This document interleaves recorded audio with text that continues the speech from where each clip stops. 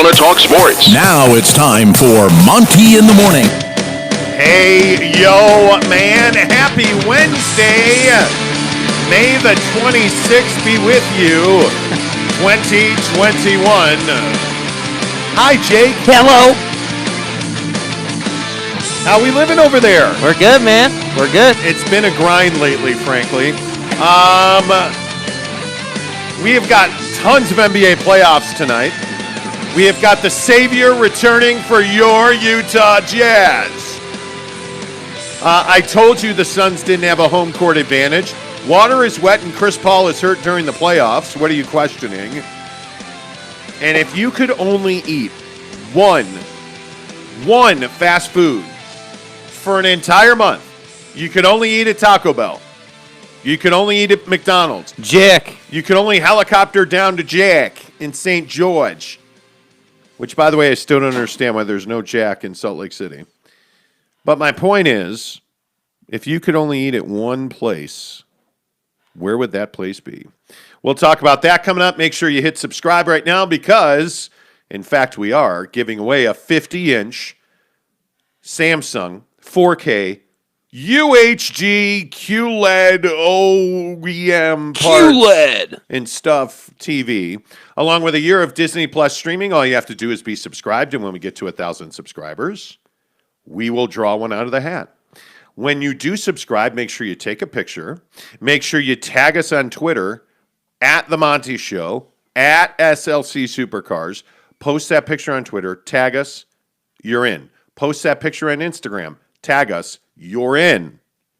That's how you win the TV. That's how you take Monty's show to the moon. All right, let's start talking NBA playoffs. Huge game for the Jazz tonight. The Savior is back, and I think this is one of those things that you really have to consider, you really have to look at. Donovan Mitchell returns to the Utah Jazz lineup tonight. Is he the Savior? Is there too much being placed on the fact that Donovan's going to be back, everything's going to be fine, we're going to win a championship? Is there too much of a default there, Jake? Are the Utah Jazz relying too heavily on the return of Donovan Mitchell for them to win this series? I don't think they're relying too heavy on it. I think that this kind of works both ways. So in the media and in the fan base, I think everybody is just relying on this whole narrative of him coming back. You know, that everybody is living and dying on it. Hey, Don's coming back, everything's going to be fine. I think internally as a team, it's probably a little bit different of a conversation. Obviously, yes, you get an energy lift in the locker room and on the floor with Donovan coming back. But I also think there's a sense of relief. Like, hey, Don's back now. We can all get back into our normal roles. And let's go out and do this thing, So I think there's probably a level of excitement. And I think, too, there was a lot of distraction headed into game one. And I think now it kind of feels like everybody, fan base, team, media, everybody generally speaking has kind of moved past the injury report thing, which is good. So coming into this game, I think, yes, there is certainly some pressure on Don to perform.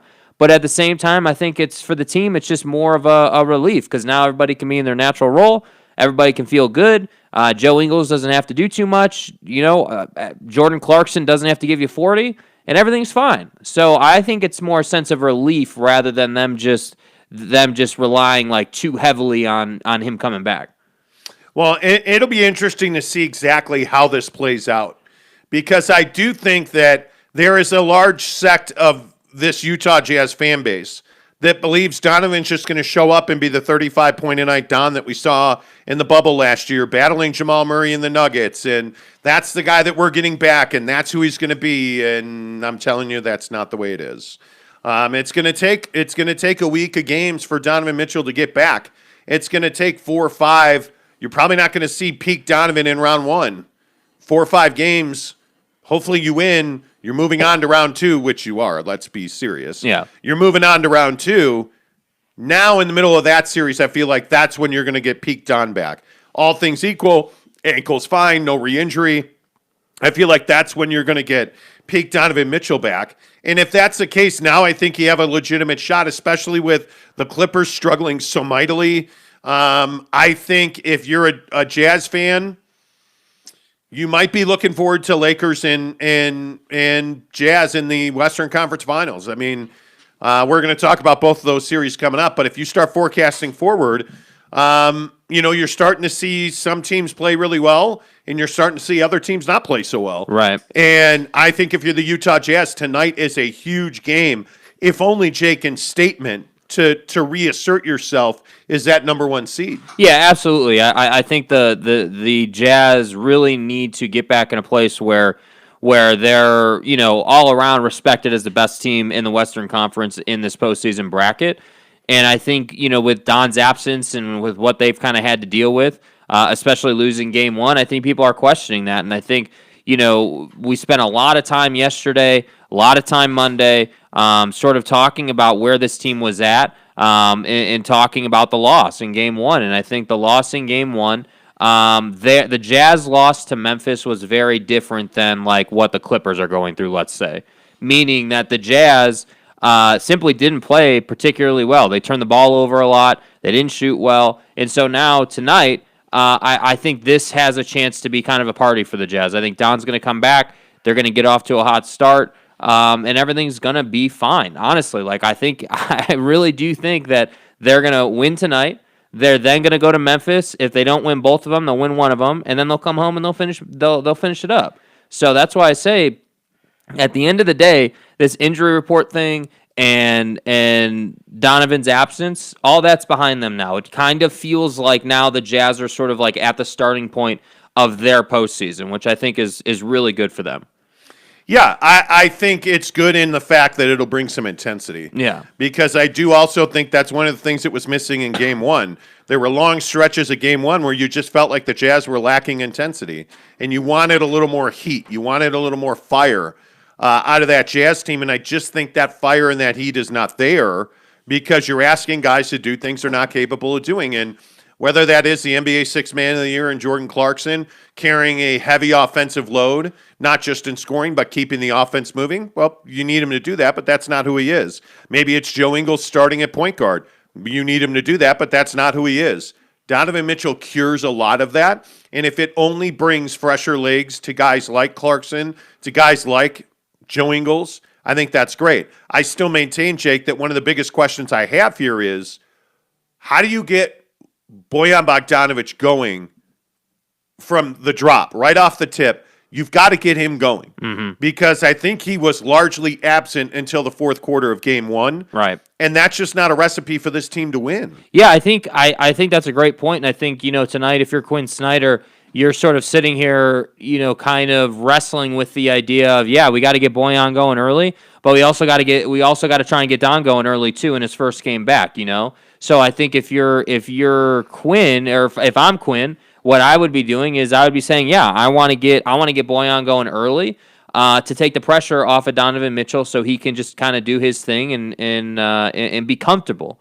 And so what that looks like is I think what that looks like is you need to create matchups for Bojan on the block where he can be physical and he can get that kind of bully ball mentality going early in this game like we've seen. And if that happens, I think early in this game, you're going to see the Jazz control the pace of the game a lot more than they did in game one. But just as a standard baseline of like things to look for tonight, in the first probably 10 minutes of this game, number one, are the Jazz turning it over or are they controlling the pace of the game? Do they look comfortable or is the Grizzlies' physical defense still giving them a lot of issues? That'd be like the number one thing I'm looking for. But then secondly, on the offensive end, I think for the Utah Jazz, is Donovan Mitchell rolling out early in this game, taking a bunch of shots, trying to find himself again? Or is he just running offense, and are they going through bogey? Like, what's the mentality, So I'd be looking for that. I think that's a great point. I hate the word mentality. What's your mindset? Well, I think tonight it's a big thing. Like, I agree with you in post-game when you're asking players, like, well, hey, you're down 2-0, Paul, headed back to Dallas. What's your mentality? Oh, I don't know. Win the third game? Win the effing game, man. But that's my mentality. Like tonight, though, I think it's a pretty real question. Like, what is the mindset headed into this game if you're Donovan Mitchell? Is it initially to get yourself going and to knock down shots and to get to the rack? Or is it to get the team going and then just find yourself as the game wears on? I really think that is two different mindsets, and I think I'm just really curious to see how that works out.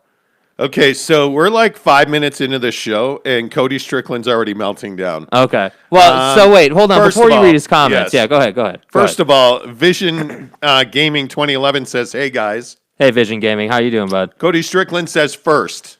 Uh-oh. Yeah. Then he says, "Shit. By seconds, I missed it." It's going to go into crisis lockdown mode here at the house. Screw it. I'm out for today. Exactly right. Good morning, Ryan Buckley. Good to see you. Austin Parkin says, "Are the Clippers just a colossal joke, or is Luka's mom just that good?" Hey. She that hot, man. Hey. She is an incubator for basketball awesomeness. You're welcome. We got to talk about the Clippers, too.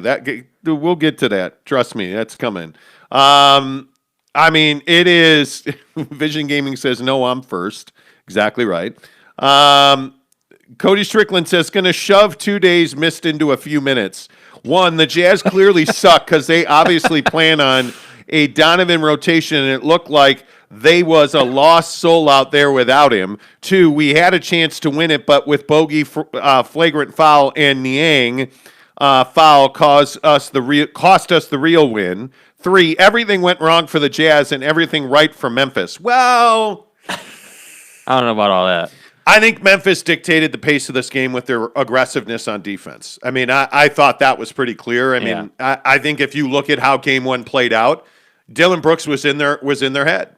There were times where he was just attacking the basketball on both ends of the floor.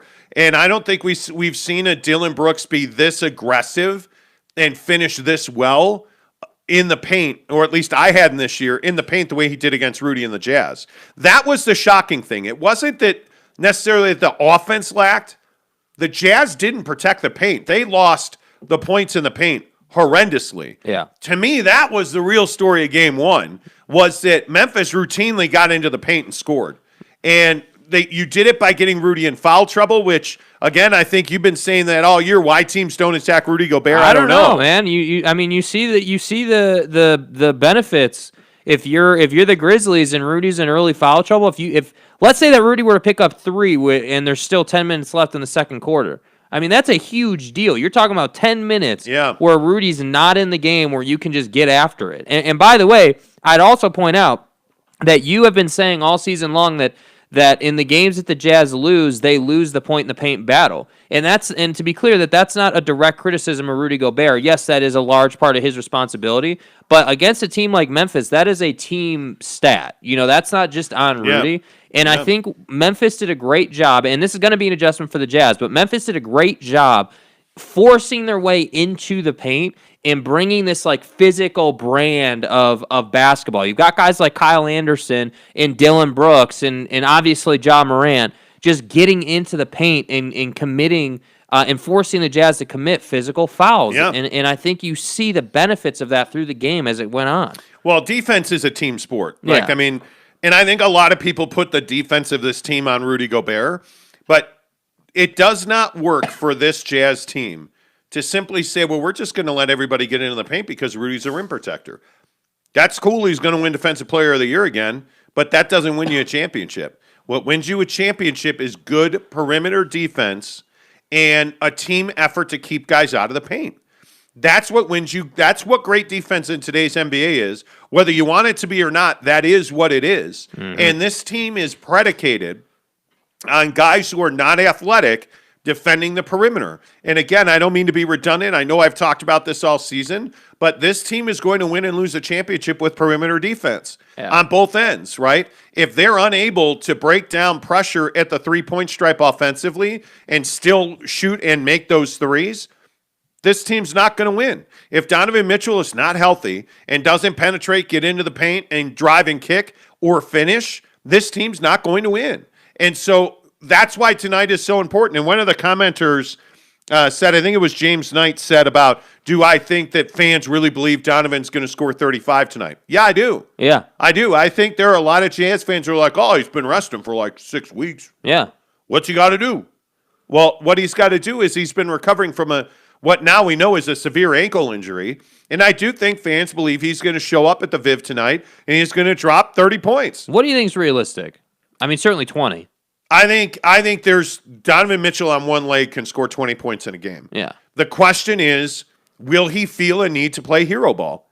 That's my biggest question. Yeah. And the other question I have is, what is his confidence level in the ankle? Yeah. Is he going to be playing at the rim? Is he going to be playing that Donovan attacking style that we all love so much? Well, I think, That's a question. When with the injury report thing, when Donovan Mitchell comes out and says, hey, I'm good to go, I'm ready, let's play, I'm excited, I want to play, that to me tells me that he's pretty confident in where his body is at. But I also think that on the other side of that, as athletes, and we see this in many different sports time and time again, athletes tend to get a little overconfident in where their body is at and what it can handle. Yeah. So, to your point, I personally think he's going to come out gunning. I think he's going to come out, he's going to get to the rack, and he's going to try and prove a point. And he's going to try and get this team in a really good spot. My only question just simply is he on a minutes restriction tonight? Are they going to say, hey, we're not letting you get past 30 minutes? I don't think you can do that. Not at this point. I mean, you're in.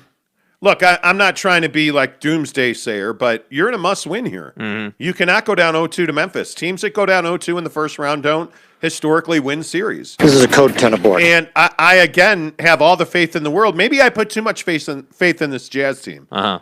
I still think they're going to win the series in 5. And what makes you say that? Like in your head, like what do you feel like is going to happen? Because I think when Donovan Mitchell returns to the lineup and he plays a full complement of minutes, 30 or more minutes, it reduces everybody else's ability to impact the game. And his impact on the game at that point is significant.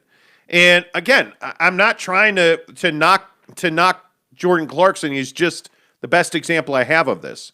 You can't simply say to Jordan Clarkson, here's the ball, everybody else is going to be on the bench, good luck. Yeah. But that's what happens. When you give Jordan Clarkson the ball, he's a black hole, it doesn't come back out. So that gets reduced.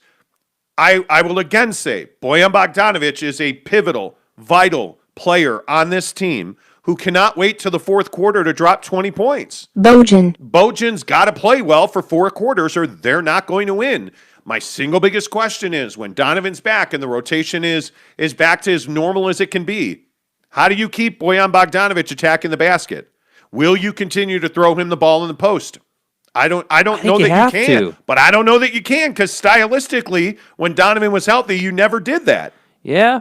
I think that. So a bad habit that the Jazz got into before the injury was that they started playing 2-man basketball, Don and Rudy and everybody else, right? And when Don went out, Bogey stepped up, and now we're here, right? We've talked about that ad nauseum. You guys know exactly what I mean. So tonight, I think that for Donovan Mitchell, and Quin Snyder, they have to work together to not force it to Bogey, but to prioritize him in the offense. Yes. Like there needs to be Bogey needs to be hitting the wing 3 in transition. Bogey needs to be hitting the corner 3 when Memphis doesn't rotate, where he had that opportunity 3 or 4 times in game 1. He needs to be making those shots, and he won't make them unless he gets early looks in the game. So that's why that's so important. It's not. Honestly, I think if you gave Donovan Mitchell the ball and just said go to work, he could give you 30 or 35 tonight, honestly, but you don't want to do that. You need to get the whole team involved. And so if they don't, make it a priority to get Bogdanovic involved, I'll be really surprised. Yep, agree with that. There's a lot of comments this morning, so I'm trying to get to them all. Mitchell Harding says, hey, fellas, hope you and your families are doing well. Thank you, this Mitchell. Wednesday. Mitchell, appreciate you very much. Thanks for being here. Giggity says, yes, James, people are that naive that Donovan's going to come in, play 40 minutes, score 35 points. What? The guy's 40's heavy, bro. The guy's been sitting around. What? Jake, he's 20-something years old. What do you mean? Yeah. That's the mentality, I'm telling you. Tanner Plummer says, I'm not trying to be negative. Okay, so here comes a negative comment. I just want you to know you're so sure that I just want to know why you're so sure the Jazz will win this series, because they are a superior basketball team to the Memphis Grizzlies. It comes in the X's and O's. If you really don't. So here's the difference, okay, generally speaking. For us, we're not watching the game as fans, right? Yeah. We don't have emotion backing what we're saying. We're saying, hey, This is what we saw right here in game one. I saw turnovers. I saw 20% from three. I saw a lot of physical defense out of the Memphis Grizzlies. Bad shot selection. Like, I saw all these things that the Jazz don't normally do. And that simply is a result of a Memphis team coming in after going through the play-in tournament and handling their business and feeling great about themselves and ready to prove a point, frankly. Hey, we're not supposed to be here. Nothing to play for. Yeah. We want to prove a point. So that was game one. Okay, that's all over with now. Don's back for game two. It's time for us to handle our business. So you should expect 35% from three tonight. You should expect, I would say, less than 10 turnovers tonight out of this Jazz team. And I would expect more than 20 assists as a team. And if that happens, this is going to be a 10-point victory for the Jazz. Yep, I would agree. Omar Lazama says, good morning. Happy hump day. Go Jazz. Good morning. Good morning. He also says, as my chat now freezes, YouTube's doing this new chat thing where they want you to pop the chat out. Like, pop it out. it's like, bro, can we just not change things? Cody Strickland says, I had the Blazers winning, but I thought the Clippers would get in on a game 7. I'm not sure about that now. I'm not sure about that at all. Forgotten Soul says, Donovan is my favorite player by far, and I'm so excited to see that kid play. Yeah, I think everybody is. Yeah. I think everybody is. Leanne Dreun, Who the fuck is that guy? Stuff says, not worried at all about Memphis. Even without Mitchell, we ain't losing the series to them. We had the worst game of the year and barely lost by 3. Well, I don't know that you had the worst game of the year. the thing that I would point you to is, yes, I agree, you're not losing this series. Like, Luka's mom could be your starting point guard and you're not losing the series, right? But the issue is you're going to have to find a way to create open looks from 3. Because, A, George Niang needs to make his threes. Yeah. Or he, with all due respect, I know he's a Ferrari in a sports car and stuff, but He's the minivan. with flat tires if he ain't making Yeah. threes. Like, he has zero value. George Niang has zero value if he's not making threes. That's just, he's not great defensively. Yeah. He gives you a little bit when he gets into the paint. His job is to come in and make threes because he's going to be open. Yeah. That's the bottom That's his line. Joshua Blaylock Dixon, what do you think the potential of Royce O'Neal is? I think the potential of Royce O'Neal is to look really good in another team's uniform. That's his potential, to be a fashionista wearing a Bulls uniform. Cool, bro. 'Cause I am not now and never have been a Royce O'Neal fan on this team. When their 3 balls going in, okay, cool, you can support his defense. When it's not and they're losing and he's missing wide open threes and he's not being guarded because teams don't fear him and he is a one-trick pony, which is, hey, I'm going to shoot a 3, I hope it goes in, there's not much value there. And again, not trying to be a jerk this early in the morning, but when it's 4-on-5 offensively, right, because Rudy's not giving you a whole lot offensively. Yeah. You are playing with 4 guys offensively. You put Royce O'Neal out there, and now you're playing with 3 guys offensively. Yeah. And against an aggressive defensive team that's athletic on the perimeter, you're going to struggle. Yeah. And Royce O'Neal has to make this team, listen, for better or for worse, you all love it so much when the 3 ball's going in. Mm-hmm. Well, welcome to the world and the land where the 3 ball doesn't go in as easily. By the way, we've been telling you this for like 3 weeks. Tonight, you're going to know right away. Yeah. Right? The other night, what happened? Well, the ball started not going in the hole. Like, I think Joe hit an early 3. Yeah. And you felt like, okay, we're going to run away with this, and the Jazz are going to win by 86,000 points. And then you lost. Yeah. Because Memphis settled down, and it's not the first 2 minutes. It's when everybody settles down. Now we're playing basketball. Yeah. And now who are we? And who are they? They're aggressive offensively. They're younger. They're more athletic. They're quicker. They get to the paint. They get to the rim. And what are we going to do about that? Because I'm telling you, crying to the officials doesn't make you a better three-point shooting team. Yeah, I thought that the age thing really did play a difference later in the game. You know, I thought that Memphis did stay pretty fresh throughout the game, and their energy level stayed really high.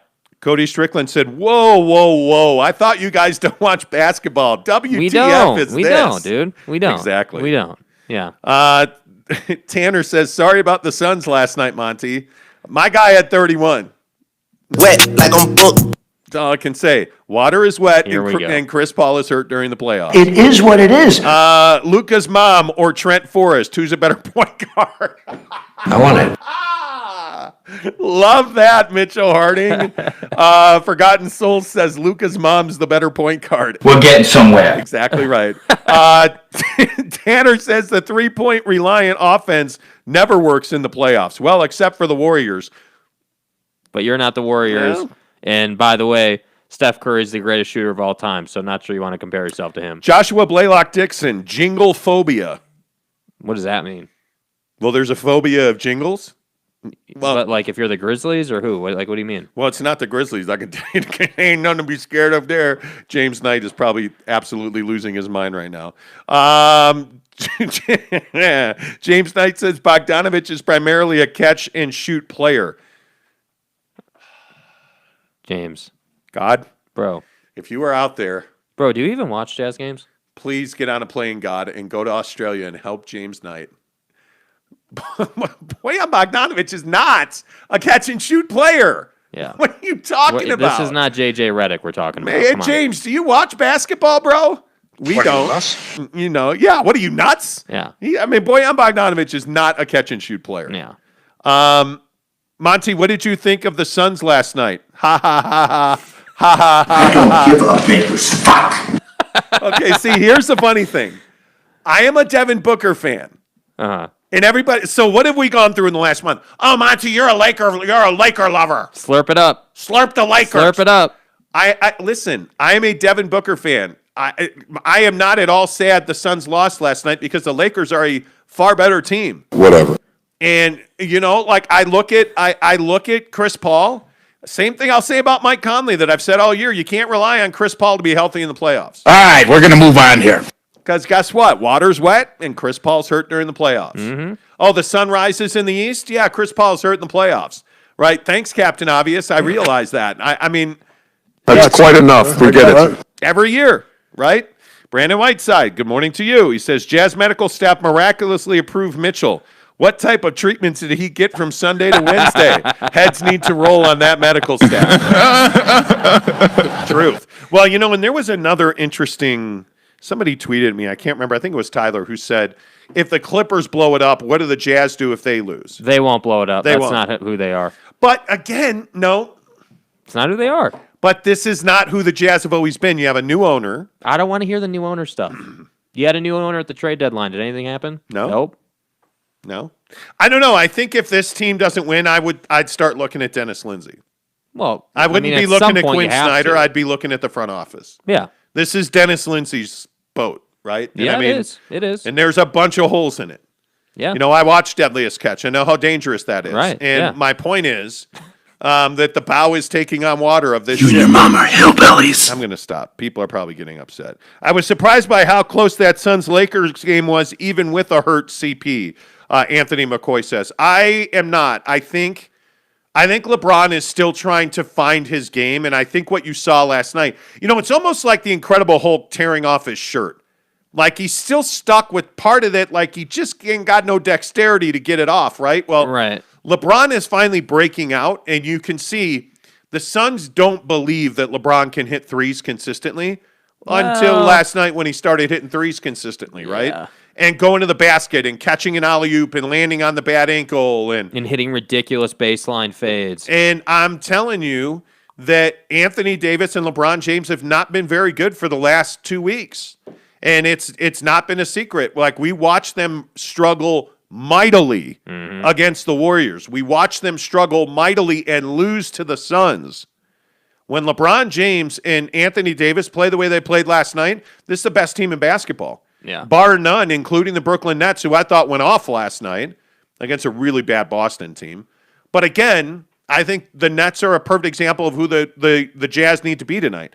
I don't care who's on the other bench. Yeah. I don't care. The Brooklyn Nets don't care that Jaylen Brown's out for the year. They don't care that Kevin Durant intentionally poked Jason Tatum in the eye to get him out of the game.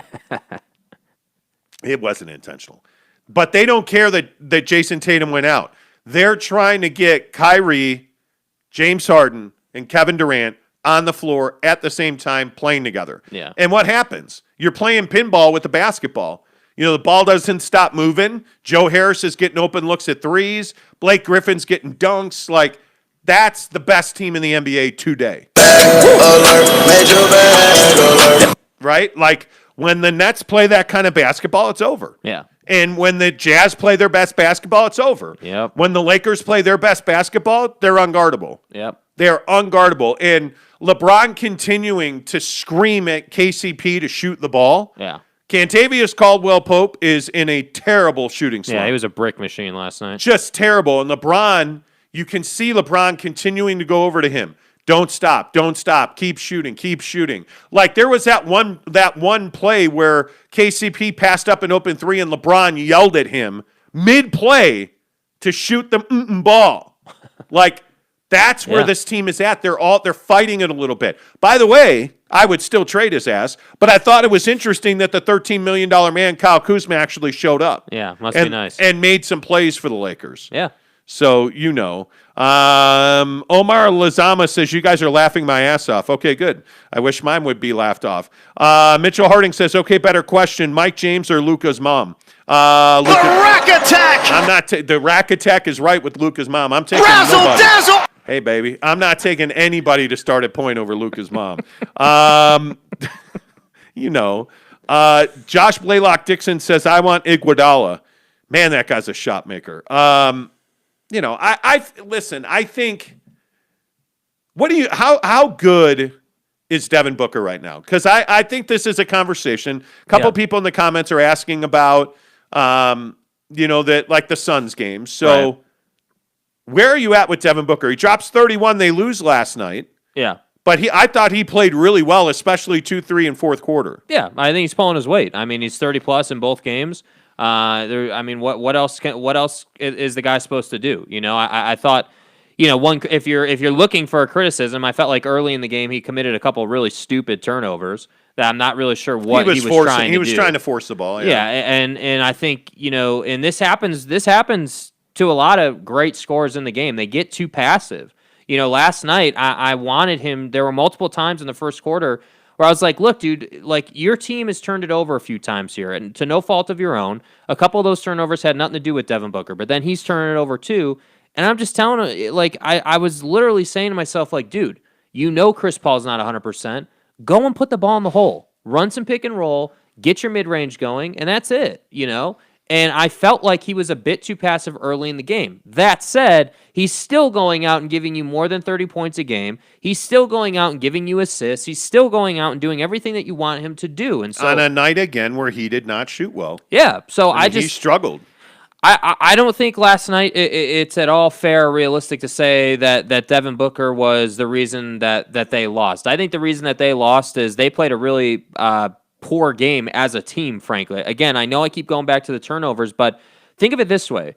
They turn the ball over 13 times and they lose by 7 points. If you turn the ball over just 5 less times, what does this game look like? If you don't turn the ball over 5 times on your first 10 possessions to start the game, where's the momentum swing at? It doesn't happen for the Lakers. Well, and I also think that I look at the Suns, and their guys are not getting fouled enough. Yeah. That's one of the things you really miss about having Chris Paul is guys getting to the line. And I look at Book last night shooting 17 of 17 from the line. Yeah. But I also see DeAndre Ayton not shooting a free throw. Mikal Bridges doesn't shoot a free throw. Torrey Craig, Cam Johnson don't shoot free throws. The guys who get to the line, Dario Saric, by the way. Yeah. Go ahead. You're garbage. Yeah. Like, Dario Saric played 15 too many minutes last night. Yeah. He is can't catch the ball, committing stupid fouls. 2 turnovers in 15 minutes. Brutal. Is not good. But Cam Payne played an incredible game last night. 19 points, 33 minutes, 4-4 from the stripe. By the way, I thought when KCP fouled him and sent him into the stands, not really sent him into the stands, but knocked him over on the sideline and he kind of fell over at the feet of the crowd. He just got right back up and ran down the other end, which I thought was a huge sign of just like, I'm not going to get chippy with this team. We're just going to keep going, which I was pleased with. Also, by the way, one of the things we've talked about a lot on this show is home court advantages in the NBA. And I have taken a lot of heat from my contingent of Phoenix listeners. And I love everybody in Phoenix, but you've got to come around to the idea that the Suns Arena is not a home court advantage, especially when LA's in town. Did you see and hear all the Laker fans last night loud serenading LeBron James last night when he was running down the court with his arms out, and they're just screaming for LeBron James? Now, Suns fans were loud too, and clearly they were in attendance. That's not a home court advantage. Yeah. Tonight, when you wait until you see what the Jazz Arena will look like tonight, it is going to be lit, colorful, loud. Don's going to be back. That place is going to be bumping. My guess is, sure, there might be a Memphis Grizzlies fan in attendance. That's a Jazz building. It's at altitude. It's loud. Jazz fans are smart. They understand the game. Yep. That's a home court advantage. Staples Center is not a home court advantage. Look at the Clippers last night. What do you make of the LA Clippers? I mean, it's a dumpster fire. Stunned. Yeah, it's a dumpster fire. I am stunned that it is, and maybe I shouldn't be. I am stunned that it has gotten this far. That it's gotten this far out of hand for the LA Clippers. Like, I don't know how you explain this. I think it's actually pretty straightforward. I think if you watch basketball and you watch the different teams that are in the playoffs right now, I think, look at Brooklyn, right? Brooklyn has this thing where they have these three superstars and it's kind of everybody else. But the cool thing is they have leadership on the team. Those three guys work together to lead the team, and there's not really a lack of direction on the floor. I get the idea that James Harden is the glue guy. He's the glue guy. He's the guy. He's the guy. He's the man. man. The Nets will win or lose with James Harden. Yep. And I think his desire to give the ball up, Yeah. and I know everybody's talked about this, James Harden coming to Brooklyn saying, I don't need to score 30, 35, 40 points a night. I've got two other guys that can pick up that slack. Yeah. I think that's an incredible step back for a guy that is arguably the best scorer in the NBA. Mm-hmm. And so I totally agree. And so comparing that situation in the Nets to what the Clippers have going on, my point is that the Clippers don't have the leadership dynamic that the Nets have. You would think that they would with Paul George and Kawhi, but they don't. Those two guys, for whatever reason, really, this is more of a Paul George thing than a Kawhi thing, because Kawhi's won. He's been there. He's done that. He knows what it takes. Yes. Paul George has never been there. And Paul George, I love watching him break dudes off twice last night and do all these awesome things, but you're not a winning player right now. You have to figure out how to actually go about winning these games, because I got news for you. If you lose this game in you lose this series in 5 games, there's a decent chance that this team is going to get lit up. This is not going to be the same old Clippers team next year. There's a decent chance that Kawhi Leonard opts out. Yeah. Well, not a decent chance. He will opt out. The question is he opting out to get a bigger payday from the Clips, or is he opting out to go to the Lakers? Because he's not going to leave Southern California. He's a SoCal guy. My guess is that if he opts out and doesn't return, my guess is he'd probably be a Laker. He'd be a Laker. And tell me he wouldn't be a perfect fit for the Jazz. Quiet, unassuming guy. Yeah. Come on. Yeah. He would be. I think commenters on our channel would have issues with his locker room presence and the personality side of Kawhi Leonard. I think there'd be concerns there. Yeah, but how is he any different than any other guy that's played here? Gordon Hayward was never a boisterous out front guy. Gordon's not the most normal cat in the world.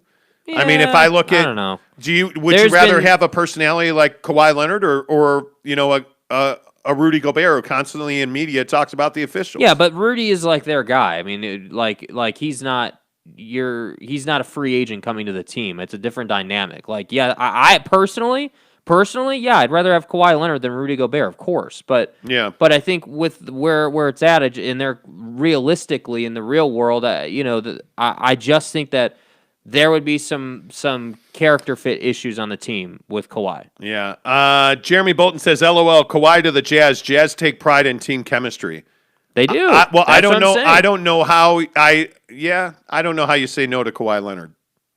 And I think his game is a perfect fit for what this team needs. Yeah, I agree. I agree. He is a perfect fit. There's no chance any player of his caliber would ever come to the Jazz. Yeah, I think you got to get over Here's that. the little brother mentality. I think you have to get over that. Little brother mentality. Absolutely. I wouldn't want Kawhi on the Jazz. Okay, well, Austin Parkin. What'd I tell you? What is it about Kawhi that you don't want? He's got championships. It's nothing to do with on the floor. It's nothing to do with on the floor. The personality thing has never been an issue. It here. has. It's been an issue for Kawhi in his career. It has been talked about in Toronto. It was an issue. Yeah. They happened to get over it because they had Kyle Lowry and they had some veterans who handled it. But I'm telling you, this team right now, with what the Jazz have built, this team has a nice culture. There's no pressure on anybody. There's no issues. Everybody can do what they do. And then you add Kawhi to that, and I think it's just unknown what would happen. We don't know. Austin also says he'd be the only player on the team to willingly play less than Trent Forrest. I don't think that Kawhi Leonard doesn't want to play games. Like I don't think that, like, this management thing, they managed him because, one, he's got a ton of miles on the tires with all of his playoff games, with all of his runs, high leverage minutes. He's got an achy knee. He left San Antonio with a quad that was clearly not well. Yeah. I mean, you will manage him. You should manage him. Yeah. There's no question about that. I think it is.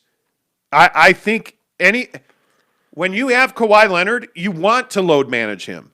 You want to, when you have guys like Harden, Kawhi, and KD, you need to understand that you're playing a compressed schedule where you just finished the playoffs in October, then you started in December, and remember that Kawhi went through a series last year, then went to the finals with Toronto, all the way through the playoffs, all those years in San Antonio. Yeah. If you're load managing Donovan Mitchell, okay, a guy like that's a problem. Yeah. Right?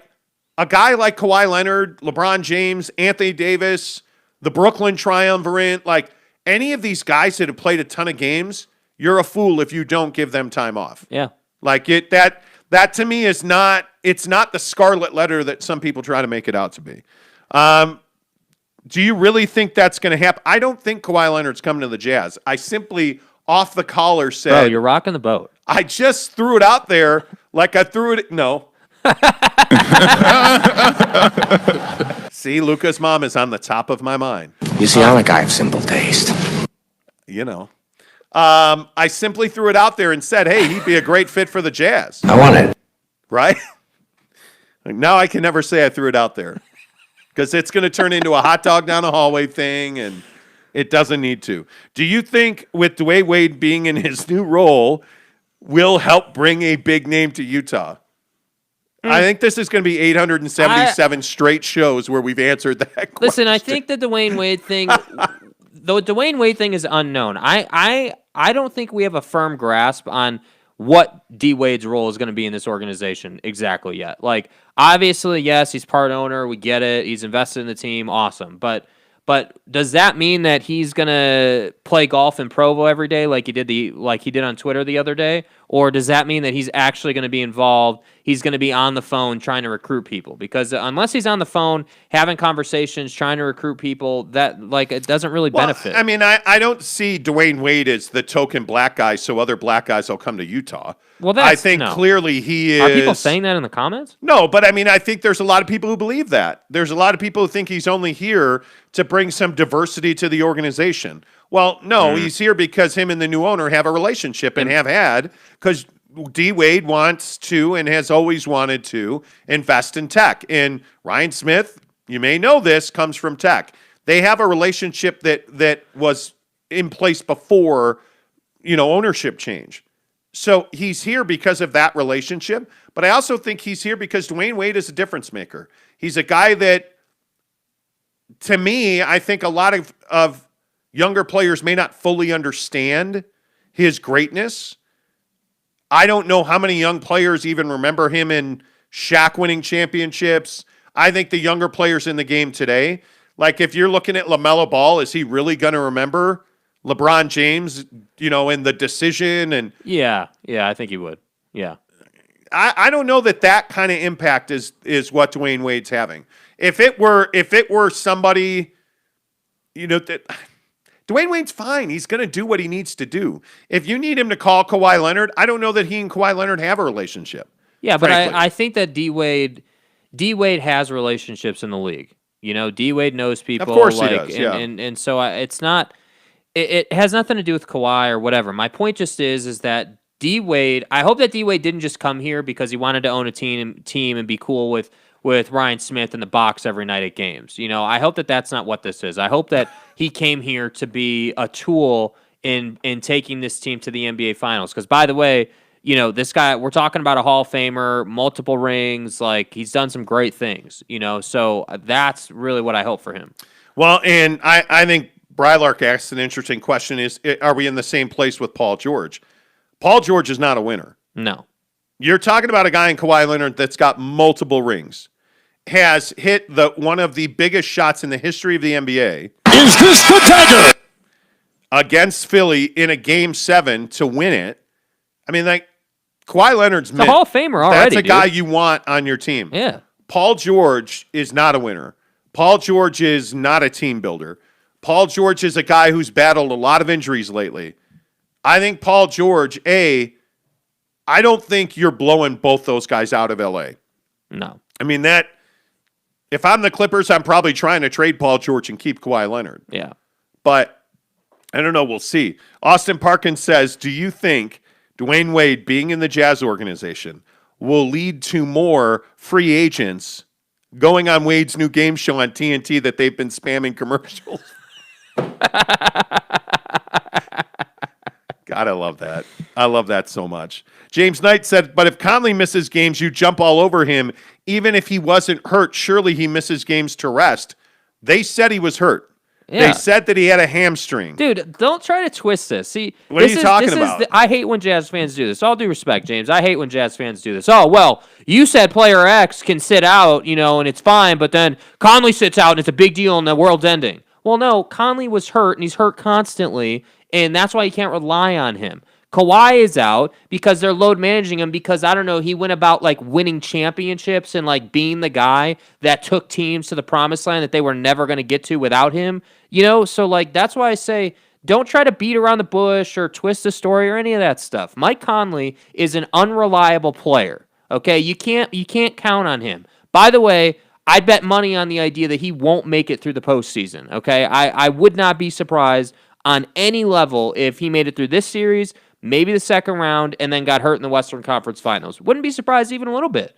Kawhi Leonard, on the other hand, I'm not worried about that because he's been load managed and he's a durable player. Yeah, I don't know. Maybe I don't know a lot. What I do know is that a player's history usually dictates his future. Mm-hmm. When Chris Paul gets hurt in the playoffs, who's really surprised? Not us. Because I'm not. When we've been telling you that Mike Conley's a guy that you can't rely on, when we've been telling you that Mike Conley missed vital games without Donovan Mitchell, Mike Conley missed vital games that, really at the end of the day, the Jazz wound up winning, but those games decided the home court advantage. And Mike Conley was hurt and unavailable for those games.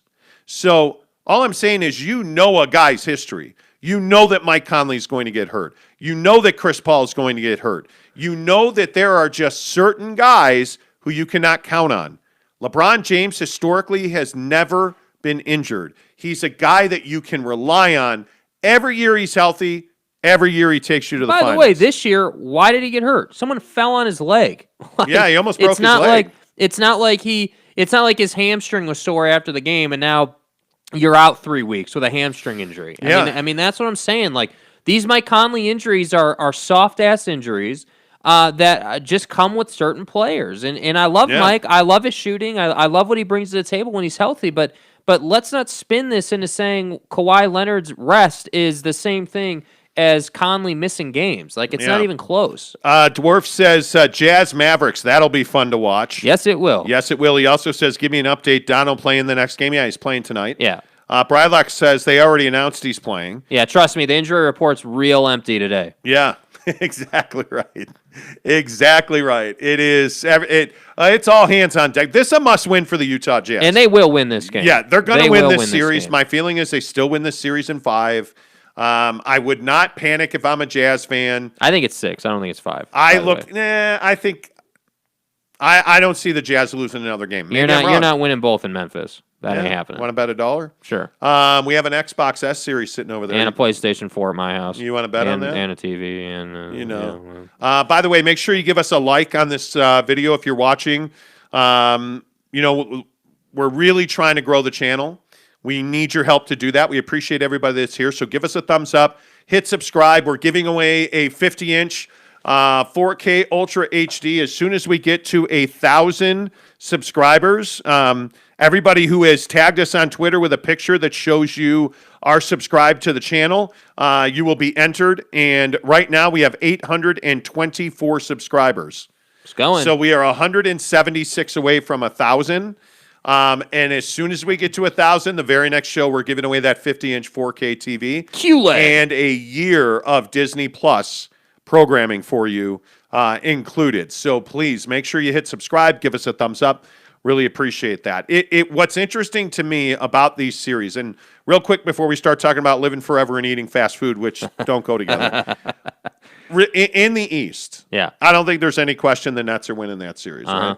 What do you make of the Knicks tonight? Because I think this is a critical moment in time for the New York Knicks. What do you make of the Knicks? I think the Knicks are a team that aren't going to the Eastern Conference Finals either way. So I think, this game tonight in this series, wow. I don't think they are. I really don't. Them off. Yeah, I don't think that they're ready. I think that they've had a great year, but I don't think that they're quite ready. And I think that that's no knock on Julius or anybody. I just think that this is their first year in, and they're not quite there yet. And I think what Trae Young showed us, his killer mentality, his ability to be calm and composed in the biggest moments, does not bode well for the Knicks. But you can't tell me Julius is going to play this poorly again. Well, I don't know, because he's never been here before. Yep. Why is he playing this poorly? Is he nervous? Does he have butterflies? Is he just missing shots? Hawks or Knicks? I'm taking the Hawks for sure. Hawks and 6 for sure. Philly and Washington tonight, game 2. Philly up 1-0. Yeah, I think this is like a 5-gamer. Yeah, this is a short series. Wow, really? Yeah. Okay. Yeah. Obviously, I think we both like the Nets. Mm-hmm. In that series, Lakers Suns. Right now, who do you feel like? You got to take the Lakers. You have to take the Lakers because but I also feel like we need to be careful not swinging too far away from the Suns because I think last night again they turned it over a lot. They didn't play well. Yeah. It didn't seem like they were prepared. So the best version of the Suns versus the best version of the Lakers, I think, is a really tight game. Nah, Lakers are winning that. Well, I'm not a Laker fan. I can appreciate what they do, but I think I'm not being a fan. Well, but the Lakers, you're Lakers at their best are the best team in basketball. That might be true, but that doesn't mean that they're going to beat the Suns just outright handily or anything like that. Well, I don't think it's handily. They've already lost a game, but you said Lakers at their best, Suns at their best. Lakers are better. Yeah, I don't know that I agree with that. When LeBron and Anthony Davis import themselves 100% and they inflict their will, the Phoenix Suns are not as good as the Lakers. And Chris Paul is not going to be 100%. Did you see the bruising on his shoulder? No, I didn't. No. It's ugly. Yeah. This is a major significant injury for Chris Paul. So I don't think he'll be at his best. The Lakers will win the series, but I just don't think it's fair to say that the Lakers are an outright better team. I think the Suns are really good, man. I saw a team last night in the LA Lakers that was much, much better. So we can agree to disagree. But the last thing I would say though is the Suns turned it over 13 times last night and the Lakers only won by 7. Like that should tell you everything you need to know. Yeah, because LeBron and Anthony Davis struggled early in that game. Yeah. And by the way, they also didn't get much off their bench. Yeah. Which, when that happens, they're going to struggle. Blazers, Blazers Nuggets. I don't know what to make of this series. The Blazers, they come out, they win games they shouldn't, then they lose games that they should win. They're an unpredictable team. I love Dame. I love the clutch gene. I obviously Melo and CJ are great players. But I can't trust the Blazers. I don't know what I'm getting. Some nights they're great, other nights they're not. And so that's why I say this, out of any of the series, Eastern or Western Conference, this to me is one of the longer series because, the Nuggets not having Jamal Murray, you don't know what you're going to get out of them. Am I going to get the Nuggets that I saw when they played the Jazz and Michael Malone's just trash rotations? Mike Malone, please. Yeah, or am I going to get good rotations? Am I going to get Jokic for 30 and 15? And a dominant team. I don't know. And that's why I say this series to me projects out to be 6 or 7 for sure. Yeah, I like the Nugs still in that series. Michael Porter Jr. He's really blossoming, Man. and he is a fun player to watch. Cody Strickland says 76ers in 6, Nets in 5, Bucks in 6, Knicks in 7. Could very well be. That was an ass kicking that the Bucks handed out to the Heat, dude. I don't know what the game plan was for the Heat there, but losing by 30, that didn't look That good. wasn't the game plan. That's not how they, drew it up. Yeah. No. Mulvanian, good morning to you. He says, can see the Jazz facing the Mavs, semis, and Nuggets in the Western Conference Finals, a potential golden opportunity. Well, I mean, if the Clippers lose that series, that's going to happen. Yeah. I need to see them lose to Dallas one more time before I can say that. I just can't fathom it. I cannot fathom that you are switching Ivica Zubac onto Luka Doncic. I just can't. I don't know. That makes Luka's mom so incredibly happy. Like Excellent strategy, sir. nothing. Anyway, the point is, I can't see switching Zubac onto Doncic again. Why are you in this whole thing? And nobody seems to agree with me on this. Mm-hmm. You cannot keep switching everything. At some point, you just have to play man up Yeah. because Luka's not giving the ball up. Mm-hmm. So either double him or don't switch. You have one of the best defensive players on the planet in Kawhi Leonard. He should be playing Luka Doncic, dribble in and dribble out. Yeah. Enough of the switching garbage. Yeah. Like I just can't It's do awful. it. It's awful. It's free buckets is what it is. Driftwood says Suns over Lakers in 7. Excuse this little bitty post-nasal drip cough I have is going to end me, I'm telling you. Forgotten Soul says, Monty, do you know why MSG was booing Trae Young? Well, because he's very good. Yeah, that would be why. I would guess that's why. Bro, when the mayor's talking about you, you know you're good. Yeah, I agree. I don't know. Ty makes an interesting point about Devin Booker. Mm-hmm. If the Suns lose that series and he puts up 30 a game, Time to move on. you think he leaves? It might not be this year or like this coming off season, but yeah, I mean, eventually, I don't want Devin Booker deserves better than to do what Dame is doing in Portland. Well, he's a superstar, Devin Booker, so he needs to be on a team that it. You're asking for trouble. You're asking for trouble, bro. Wait. I said he's a superstar, Jay. And when I woke up this morning, I was feeling pretty dangerous. We're not having this discussion. You told me all the time last week when we got into our death match over Devin Booker that people were uncomfortable. He's a superstar. And oh man, people didn't like that we were arguing. Listen, okay. Devin Booker's a superstar. Not according to anybody else. I would hit that. I'm sure you would. Let's procreate. The rack attack! I'm telling you right now, my guy is a superstar. If he's on the Lakers, if he's on the Clippers, if he's on, pick a team. Mm-hmm. If the Jazz had done what they should have did and drafted Devin Booker, I'm telling you, he's a superstar. Yeah. And it's a matter of putting him on a team where there are guys who are as or more talented than he is. Mm-hmm. He's never had that. And he ain't got that now. Well. And Ty, I agree with you. There's a good chance he leaves. Brandon Whiteside says, Book is barely an all-star. Well, no, I mean Devin Booker, not Devontae Booker. I mean Devin Booker, the basketball player. Right. Devin Booker. Tanner Plummer says, if the Jazz lose tonight, will you guys admit that you were wrong? No, probably not. Too good looking to do that. Here's the thing. A, they're not going to lose tonight. Everybody says, hey, well, if you guys are wrong, will you admit that you were wrong? No, because we're not going to be wrong. They're winning the game. Yeah. Go bet your house on that. it. That's what I would do. Simple as that, dude. Forgotten Soul says, well, is Donovan a superstar because they are on the same caliber of player? Well, Devin Booker's better than Donovan Mitchell, so I don't know that we can have that discussion Here's the thing, though. Here's the thing, and I think it's a fair point. And Donovan Mitchell and Devin Booker are essentially in the same place. Yes, they are. So if you're going to call Devin a superstar, then doesn't it inherently mean that Donovan Mitchell's a superstar? No, because Devin Booker is performing at a incredibly high level. Yeah, mainly because he's playing games. Yeah, season after season, Devin's done it. Devin's established himself as one of the best shooters in the NBA. Devin Booker's been on one of the worst teams in the NBA for his entire career. Donovan Mitchell is arguably on the brink of going out of the playoffs the first round for 3 years in a row. if you believe Tanner Plummer, which nobody does. But my point is, they're not losing tonight. Donovan Mitchell has a chance to pass Devin Booker. If they win a championship this year, Donovan Mitchell's past him. Well, yeah, that's a different story. Because they would have won a championship because you would have beat LeBron of Donovan Mitchell. Yeah, probably. Right? And Book needs to break out of Phoenix to win a championship. Because I just don't see Chris Paul. Yeah, we've been over this ground. I mean, we've seen this movie before with him. Yep. Like Devin Booker needs to leave Phoenix to win a championship. It is that simple. Donovan has put the Jazz in the playoffs every year. But wait, they have the best center in the world. Yeah. Nobody's ever seen a player that can do what Rudy can do. He's a $200 million man. He's a rim protector. Yeah. I mean, he's the greatest defender since George Patton. Like, What do you bitch? I mean, what are you talking about? He does it on his own. Yeah. See, this is the argument that Jazz fans can't get away from. They don't want to have it. it. Well, Donovan's the greatest player. Look what he's done with the Jazz, huh?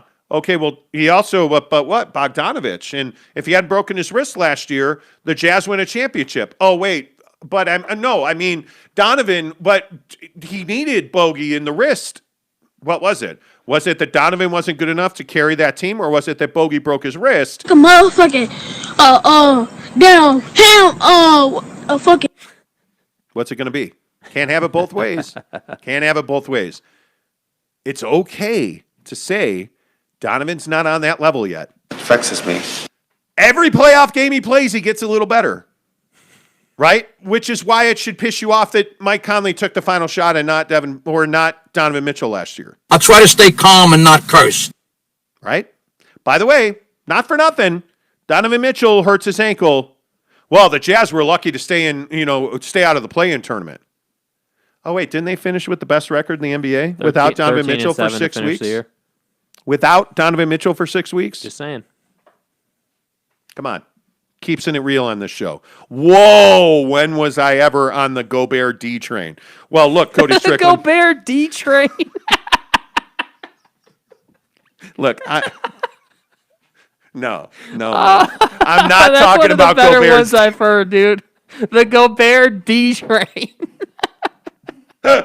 That's amazing. We are children. Forgotten Soul says Donovan has the third highest scoring playoff game ever. Okay. Cool, bro. That's Did amazing. Did he win anything? No. Jordan scored 63. What did that do for him? When's the last time Donovan Mitchell put up 70 in a game? Yeah, I don't know, man. I'm just telling you guys, it is what it is. Anyway, can we talk about fast food now? Because we're running out of time here. Cody, I don't know what you said, but YouTube banned your comment. Monty, you still want to buy that Gobert shirt? No, I don't. Thanks. All right. Let's talk about living forever. Tanner Plummer tweeted us a Rudy Gobert shirt. Mm-hmm. It was like, you guys want this? No. I'm not a Rudy Gobert guy. I ain't never been one. I don't want this, but Luca's mom does. If you guys ever want to kick it, we'll flow. Okay, I'll stop. I probably won't stop. That's a lie. Let's talk about fast food. So there's a pill that they've been giving to mice. It has made the mice live hundreds and hundreds of longer lifespans. Because mice generally live a very short life because they eat a lot of fast food in dumpsters. Like 5 years or something? Or what? Less than that. They live, and I'd have to look it up. Let's say it's 3 years. But it's less than that. Mice live less than a year usually. Oh, okay. That's unfortunate for them. When all you do is eat and shit, what else do you think you're Hey, look here, man. The average mouse lives between 12 and 18 months at the longest. Wow. Okay. That's it. Right? What dumpster diving does. But what they've done is they've figured out that they give them, the average mouse, they were giving them this pill. And this pill extended their life long time, like a decade. They give them this pill. Right. So they want to test it on humans. No, you can't do that. Humans? Human, you can't do that. Okay, well, if we can't do that, we're going to test it on dogs. Man's best friend. And what do you know? It's making dogs live an extended life period. There's a dog that has been on this regimen of anti-aging. Mm-hmm. He's now 20 years old. Dogs don't generally live to be 20 years old. Right. So my point is, how long do you want to live? Let's say they develop this pill and it doesn't make you grow a third arm out of your forehead. What's an erection? That'd be awesome to have it. No. You and your mom are hillbillies. No, because if you grow a penis out of your head, you're a dickhead. Just saying. Wow. You think you got dating problems now. You see, I'm a guy of simple taste. How long do you want to live? Would you ever want to be 100 years old? Yeah, I mean, I think it's hard for me to say, like, what the number is, because it would all depend on, like, how I feel and what I'm able to do. I mean, if at 100 I can operate like I'm 60, okay, great. Awesome. If it's just, if we're still, my thing's always been, are you able to lead a productive life, like both mentally and physically? I don't want to be 150 and, limp around and and crap like be myself miserable and stuff. Like I don't have any desire to do that. But if I were to be able to take this pill and it would elongate my life and I could still do things and everything, that's great. Cool. Too bad it won't elongate something else. Mm-hmm. It is all about quality of life for me. Like, I know that, I'm fortunate. I'm 48. I'm still playing basketball. Yeah, sure. The next day I wake up with aches and my knee hurts and, Yeah. But I mean, I feel like working out and being active is really made a difference. Now, if you can give me a pill that's going to help me be better at working out and it's going to keep me healthier and me and Mrs. Monty can live to be 150 and live a quality life, hell yeah, I'm in on that. We're getting somewhere. Yeah, absolutely I'm in on that. No doubt about it. By the way, Jeremy Bolton says, that's your new clothing line. Go Bears D. Okay. James. Get a fast pass for Douche Mountain because you're a douche. All right, let's get you to GoBearsD.com. James Knight says, tested on death row prisoners. Okay. What if they're innocent? Where's the Italian? Mike Phillips says, depends on what your quality of life is, of course. Yeah, exactly right. Right. So that brings us to, why is there no Jack in the Box in Salt Lake City? Can somebody help us with this? Seriously, we've been trying to figure this out. Maybe this is what we need to do, is open a Jack in the Box. Yeah. Why is there no Jack in Salt Lake City? I don't get it. Because there was an experiment, apparently, where a guy ate Taco Bell every day for a month. Yeah, right. And besides the fact his crap was running down his thighs by the end of it, there were no real side effects. Where did you find this article, by the way? Bro Bible. Bro Bible had it. Yeah, if you don't read brobible.com, you're probably not living your life. Yeah. So basically, this guy eats the whole story is this guy ate Taco Bell, and they just did a study. It's much like the McDonald's thing that happened like 15 years ago or whatever. Taco Bell is just foul. Bro. So it begged the question. Okay, well, if you had to eat 3 meals every single day for a month from one place, what's it going to be? It'd have to be Jack in the Box. Yeah, probably. I mean, if I'm going to eat fast food every day for a month, I never eat McDonald's. Warren's in South Jordan, it has the best fries, but all their Chick-fil-A? other food sucks. Chick-fil-A is so overrated. But that's like the healthier option, though. It's not really that healthy, though. Bull compared to what we're talking about. What about Five Guys? What about, no, because Five Guys will kill you. In-N-Out, protein style. Bro, I could In-N-Out do. is so I could do a double protein style and be low carb. Cold-blooded, clean, methodical, and thorough. Yeah. I mean, I don't know. It would not be Taco Bell. A chalupa can only take you so far. Right. I think, what is the best fast food in Utah? Hires has to be there. Is that fast food? No, it's probably a little cut above. Yeah. Not Wendy's. I don't know. I mean, all the major chains are here except for Jack, Like, AK says Arby's fries. Arby's does has good fries, but it's been years. yeah, curly fries are a bomb. Axel Granzini says R&R barbecue. Don't know R&R. I've heard of them, but I ain't never been there. Oh, wow. Giggity, should I read that comment, Giggity? I apologize ahead of time. No Jack in Salt Lake City because the church doesn't want any more Jacks. Wow. Who the fuck is that guy? Wow. Bro, you're going to piss people off with that. Wow. People are not going to be amused. We've seen what happens when you bring up Joseph, okay? We've seen that. He's a good point guard, though. Yeah. Jeremy Bolton says hires, Big H for sure. I love the Big H. Oh, it's amazing. Their shake game is king. Forgotten Soul says if you count Cafe Rio, then it's up there. The problem is I DoorDashed or Grubhubbed, I can't remember, Cafe Rio last week, and I got a burrito, and they literally put a bunch of the stuff in the burrito and then folded it like a quesadilla, threw it in a tin, and put some sauce on it. And that's not a burrito. What happened to rolling a burrito? Yeah, it's a lost art. If Zhao counts as fast food, I could do that. The Asian Bistro, who's Zhao. Never been there. There's one right down the street from us in the district. Axel Granzini says, leave Joseph alone. Seriously. Tanner Plummer says, giggity, you ain't wrong there. Cody Strickland says, Cafe Rio. Cafe Rio is winning. People are on the Cafe Rio train, man. My wife had been all about Jimmy John's. So yesterday we finally ordered Jimmy John's. How was it? For the last time ever. It was not good? No, it sucked. It sucked. It didn't suck. It just wasn't great. Okay. It's not. You know what? The problem is Jimmy John's is not Jersey Mike's. Right. Jersey Mike's is superior. Yeah. Superior. I haven't been to a Subway, bro, and somebody in the comments Since the mentioned Jared Subway. thing happened? James Knight says, try the salad at Subway, dude. I'm not going to Subway for a salad. And the salad I eat every day for lunch is the Costco bowl salad. Yes. It's amazing. Granzini says, you boys got to try R&R barbecue. The ribs are to die for. I'm a huge rib fan. Where is it? I haven't even seen it.